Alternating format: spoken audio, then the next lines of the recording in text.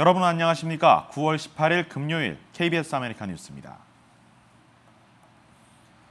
개관 전부터 화제를 모았던 LA 다운타운의 현대미술관 더 브로드가 오는 일요일 문을 엽니다. 브로드웨이 길을 중심으로 또 하나의 신축 문화 전시 공간이 들어서면서 LA 다운타운이 문화예술 중심지로 각광받고 있습니다. 김주원 기자가 보도합니다. 대형 조각 작품과도 같은 외관. 2,500개 패널의 유리 섬유 보강 콘크리트로 이어진 외벽은 마치 건물을 감싸듯 하나의 베일을 연상케 합니다. 105피트의 긴 에스컬레이터를 타고 올라가면 318개의 벌집 모양의 천장에서 내리쬐는 자연광이 인상적입니다. LA 다운타운에 들어선 더 브로드. 1억 4천만 달러가 투입돼 완공된 이 3층 구조의 현대미술관은 문화예술계의 큰손 일라이 브로드가 LA를 문화예술의 도시로 만들기 위한 꿈의 프로젝트입니다. But just as importantly, we want to share the works in our collection with the broadest possible audience. With MoCA and now the Broad, visitors can see the most comprehensive survey of modern contemporary art anywhere in the world. 미술관은 일라이 브로드 부부가 소장하고 있는 2,000여 점의 소장품 중 고르고 고른 250여 점의 유명 현대 작품들이 전시됐습니다. 앤디 워홀, 제스퍼 존스, 로버트 라우젠버그 등 20세기 현대 미술을 대표하는 60여 명의 작가들의 작품들이 엄선됐습니다. 더 브로드의 등장으로 브로드웨이 거리는 현대문화 예술의 거리로 그 정점을 찍었다는 평가입니다. 바로 옆 디즈니 콘서트홀과 또 다른 LA 현대미술관 모카, 콜번 뮤직스쿨, 그리고 브로드웨이 길 남쪽 LA 중앙도서관까지 다운타운 전체가 문화예술의 도시로 거듭나고 있습니다. Los Angeles is the right home for the Broad. Downtown is the right home, not because of Hollywood glitz or glamour, but because this city is thriving. We are nurturing artists and architects, entrepreneurs and innovators, darers and doers. 오는 20일 개관하는 LA 다운타운 브로드 뮤지엄은 온라인 사전 예약을 통해 무료로 관람할 수 있는데 매일 수만 명의 신청자가 접속하면서 개관 이후 이틀 동안 표가 매진되는 등 엄청난 관심을 받고 있습니다. KBS 뉴스 김주원입니다. 뉴욕 사립대학에서 같은 학교 신입생을 가혹행위로 숨지게 한 사교클럽 학생들이 법정에 섰습니다. 가해 학생들 중에는 한인도 포함돼 있는데 연방 하원의원의 남동생까지 사건 은폐 시도로 기소되면서 사건이 점차 확대되고 있습니다. 김일강 통신원이 전합니다. 뉴욕시 소재 버룩칼리지 사교클럽 신입생 사망 사건 가해자들이 재판장의 모습을 드러냈습니다. 이들은 지난 2013년 12월 8일 펜실베니아주 포코노 지역 턴카노크 타운의 한 주택에서 버룩칼리지의 파이델타 사이클럽의 신고식 도중 중국계 신입생 마이클 덩군을 심한 가혹행위로 숨지게 한 혐의를 받고 있습니다. 이번 재판에는 5명의 주요 용의자를 비롯해 모두 37명이 가혹행위에 연루돼 검찰에 기소됐는데 이 중에는 한인 학생들도 여러 명이 포함됐습니다. 경찰은 당시 학생들이 숨진 마이클 덩군을 신입생 환영에 개임 도중 선배들에게 건방지다는 이유로 집단 폭행을 행사한 것으로 알려졌습니다. 덩은 이 과정에서 여러 차례 바닥에 넘어졌고 머리를 심하게 다쳐 의식을 잃었으나 응급차량을 이용하는 것이 비싸다는 이유로 응급차량을 바로 부르지 않고 90여 분간 후에 인근 병원으로 옮겼으나 사망까지 이르게 됐다고 설명했습니다. 부검 결과 덩의 사인은 온몸의 상처와 질식 때문. We also want to bring justice to the victim's family, and we want to do it fairly and let the defendants have their day in court. 한편 이 사건과 관련 그레이스 맥 연방 하원의원의 남동생인 앤디 맹 씨가 사건 은폐 혐의로 기소됐습니다. 파이델타 사이 클럽 회장이었던 앤디 맥은 사건을 은폐하기 위해 경찰에게 잘못된 진술을 한 혐의가 적용된 것입니다. 하지만 앤디 맹 측은 혐의를 부인하고 있습니다. Our deepest sympathy and the Meng family's deepest sympathy to the family of Mr. Dang. Out of respect for Mr. Dang, I'm not going to discuss the facts of the case at this point. You heard us say in court we entered a plea of not guilty, and we're looking forward to resolving this case in the court. Thank you. 판사는 5만 달러의 보석금을 책정하고 오는 10월 16일로 예심 날짜를 잡았습니다. 주요 5명의 용의자는 3급 살인 혐의로 기소될 예정입니다. 지금까지 뉴욕이었습니다. 최근 한국 영화의 미국 진출이 점차 활발해지면서 한국 영화에 대한 한류 팬들의 관심도 같이 커지고 있는데요. 시사회차 LA를 찾은 류승환 감독을 만나 영화 한류에 대한 생각을 들어봤습니다. 노승욱 기자입니다. 영화에서 나타나는 보편적 가치는 국적에 관계없이 공감대를 일으킨다. 천만 관객 영화 베테랑의 류승환 감독은 최근 미국에서 커지고 있는 영화 한류의 키워드로 공감대를 꼽았습니다. 권성징악과 같은 수천 년을 이어온 가치가 영화 속에 내재될 때 이는 문화적 차이를 넘어 관객에게 전달된다는 것입니다. 보편적인 가치에 관한 이야기이기 때문에 권선징악에 대한 이야기는 인류가 그 드라마의 형식을 채택하면서부터 정말 이게 수천 년 동안 이어져 오는 가치잖아요. 한국 영화계 인력의 무분별한 헐리우드 진출에 대해서는 부정적인 시각도 내비쳤습니다. 그러니까 시간과 투자한 노력만큼 일 진행이 그렇게 아주 마음에 들게 되질 않았었어요. 이 헐리우드의 시스템이라는 것이 대략 이런 건가? 뭐 이런 생각이 좀 들었었는데. LA 한국문화원 후원으로 마련된 영화 베테랑 미주 시사회에서는 타인종 관객이 과반수 이상을 차지해 한국 영화에 대한 높은 관심을 대변했습니다. 이번 시사회를 계기로 해서 우리 영화가 좀 미국에 본격적으로 진출할 수 있는 그런 기회가 됐으면 하는 바람입니다. 한편 USC와 아메리칸 필름 인스티튜트 등 LA 인근 7개 대학에서 한국 영화 수업을 정규 과목으로 편성할 예정이어서 미국 내 한국 영화의 위상은 더욱 높아질 것으로 보입니다. KBS 뉴스 노승욱입니다.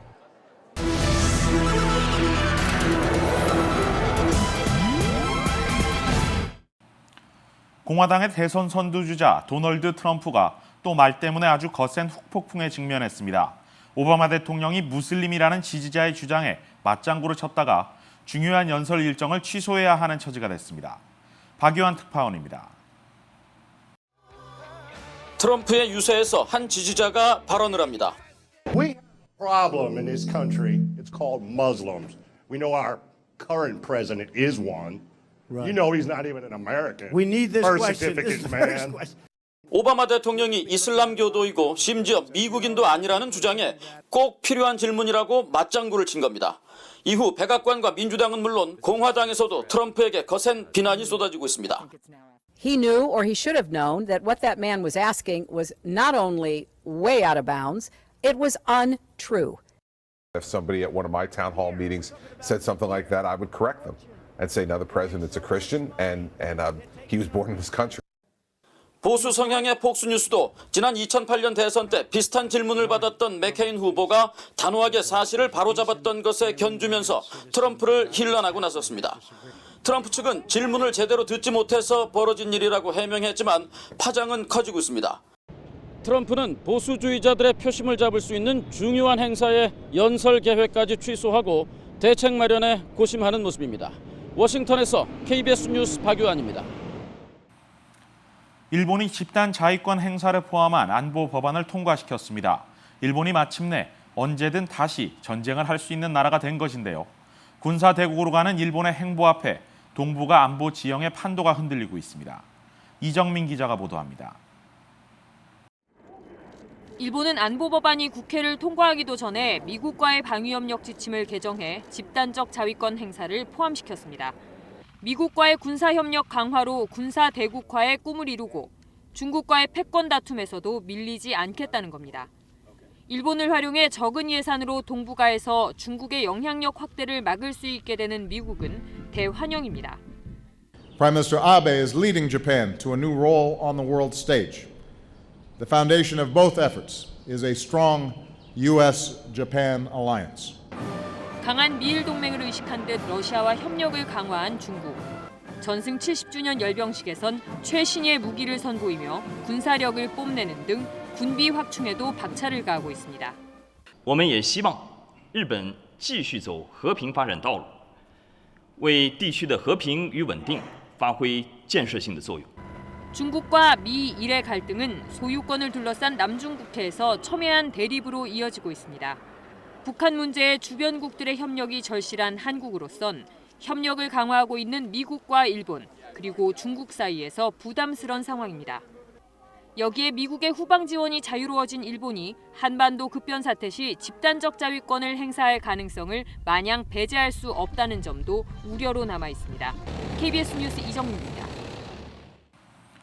반기문 유엔 사무총장이 미국의 유명 TV 토크쇼에 출연했습니다. 창설 70주년을 맞는 유엔을 대중들에게 알리면서 유엔 사무총장을 수행하면서 겪은 다양한 일화도 재치 있게 설명했습니다. 박태서 특파원입니다. CBS 토크쇼에 나온 반기문 사무총장. 대중들에겐 알려지지 않은 유엔 사무총장 집무실부터 소개했습니다. So many things I hear. My room is very simple, much humble. 유엔 총회에서 연설하는 각국 정상들 가운데 골치 아픈 경우도 있었을 텐데 사회자가 물었습니다. What are some of the most difficult people you've had to deal with over the years? Let's dish. I have lot of secret stories to tell you. Maybe when I retire, I can do it. 칵테일을 제안하며 거듭 묻자 리비아의 전 국가 원수 카다피 얘기를 꺼냈습니다. 보통 15분간 연설하는 정상들과 달리 무려 100분 동안 연설하더라는 겁니다. He couldn't continue. He said that I cannot go like this way. Can anybody help me? Then he collapsed. 난민 구호, 빈곤 해결 등 세계 평화를 위한 유엔 활동을 강조하며 한국 전쟁 당시 자신이 직접 겪은 유엔과의 오랜 인연도 밝혔습니다. United Nations came. They provide textbooks, food, clothes to us. To me, United Nations was a beacon of hope. 다음 주 회기에 들어가는 올해 유엔 총회는 160여 개국 정상이 찾는 역대 최대 규모입니다. 반기문 총장은 70여 개 회의 주제, 각국 정상 10분 단위 면담 등 그야말로 살인적인 일정을 소화할 예정입니다. 뉴욕에서 KBS 뉴스 박태서입니다. 수만 명 어린이들이 암으로 고통받고 있는 가운데 한국 기업이 미국에서 17년째 소아암 퇴치에 앞장서고 있습니다. 누적 지원금만 1억 달러를 넘어섰는데 미국 의회가 감사 성명을 냈고 의회 공식 기록으로 수록됐습니다. 김성진 특파원입니다. 해마다 15,000명이 넘는 어린이가 암에 걸리는 미국. 올해 11살인 토머스 군도 몇 년 전까지 암을 앓았습니다. 항암 치료 후유증에 학교 다니기도 힘들었지만 포기하지 않고 암을 이겨냈습니다. We did not choose to have cancer. Cancer chose us. But we did choose to fight. Fight for our families, fight for our future, fight for our dreams, and fight to be alive. 치료비는 한국 기업 기부금에서 지원받았습니다. 현대차 미국 딜러들이 차 한 대를 팔 때 14달러씩 모았고 현대차 미국 법인도 같은 금액을 기부금으로 냈습니다. 올해만 120억 원, 지난 17년 동안 지원한 금액은 1,200억 원을 넘어섰습니다. 미 하원 의원 99명으로 구성된 소아암 코커스가 오늘 그 공로를 인정해 현대차를 의회로 초청했습니다. I want to thank Hyundai. $100 million. That's more than probably Congress has done. And it's certainly the largest we've seen from the private sector. 소아암 코커스는 현대차에 대한 감사 성명을 냈고 의회에 제출해 공식 의회 의사록에도 수록했습니다. 한국 기업의 선행에 미국 사회 갈채가 쏟아지면서 현대차의 소아암 퇴치 활동은 한국 이미지 개선에도 톡톡히 역할을 해내고 있습니다. 워싱턴에서 KBS 뉴스 김성진입니다. 오늘 뉴욕 증시는 미국의 기준금리 결정을 둘러싼 불확실성이 지속된 데 따라 하락했습니다. 달러에 대한 원화 환율은 1,162원입니다.